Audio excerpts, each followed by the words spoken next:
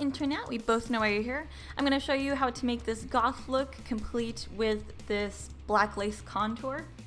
To start out, I'm using some concealer on my highest areas. Since this is goth, we want it to be very bright, very smooth. After the concealer, I also used foundation, and then after foundation, I used white Mehron Paradise paints on a beauty blender, and I basically applied that like foundation. And I used a beauty blender because lighter face paints can be very patchy, and the beauty blender basically prevents this from being really patchy. And then that's some concealer on a brush, and I'm using this as an eyeshadow base. While that's still tacky, I'm using almost like a flesh-toned eyeshadow to start. And then this is from the NYX Ultimate Brights palette, and this is almost like a rusty brown color to start around the crease. And then I'm starting to deepen that with a purple eyeshadow. And I'm blending both of those together. I was alternating between purple and orange until I got that well blended, and then I took some black eyeshadow and I tried to really deepen that crease. And then I used some concealer on a small brush and I applied that to the middle just because we're going to do kind of a halo-ish, not quite a cut crease, but we're just going to really add some vibrance to this.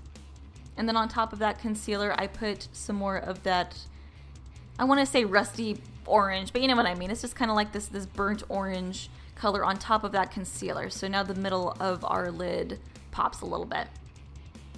Used a fluffy brush to kind of blend some of that out so we didn't have any harsh edges.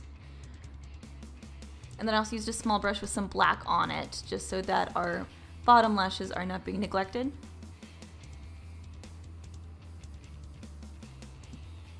Also tried to use that black to kind of emphasize sort of this eyeshadowy wing shape that I wanted to go for. So now I'm using some highlighter and I'm putting that highlighter on the inner corners, as well as applying it to my brow bone, and then onto my nose and onto my philtrum, as well as onto my cheeks. I took some more black again because apparently I'm an addict with this stuff, and I again deepened that up. I raised up where the crease was and I kind of strengthened that wing again.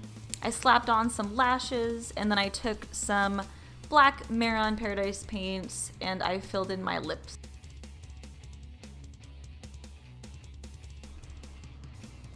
So to start with the lace, I pulled up a reference photo on Google and I mapped out where exactly I would want my contour to be. At first it starts out a little bit short like this, but I eventually do extend it onto my chin.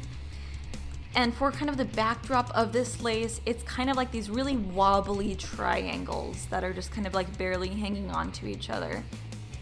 And you just kind of connect these triangles until you reach the bottom of your jaw, basically. And just also with a lot of lace, there's kind of like this thicker band up top with like a ton of like these tiny lines. So that's why I'm also thickening up the top of the contour.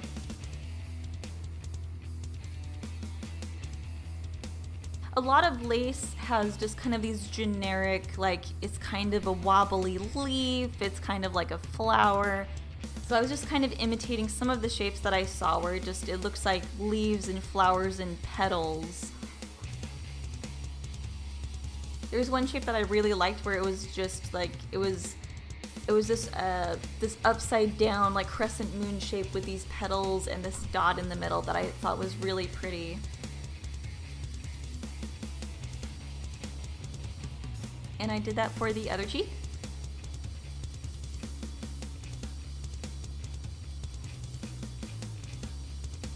At first glance, the design looks really complex, which is really cool, but it's really nice that this is actually quite low effort. I also add some more of these just really thick lines with like a lot of tiny lines in them for my nose contour.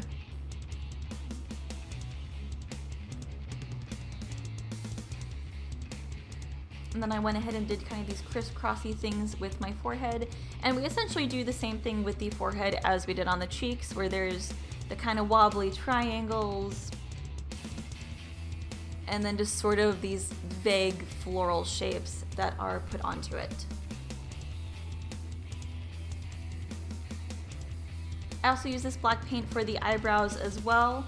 What I did is I took a very small detail brush and I mapped out the very top of where I wanted my eyebrows to be, and then the bottom of where I wanted my eyebrows to be, and I filled those in.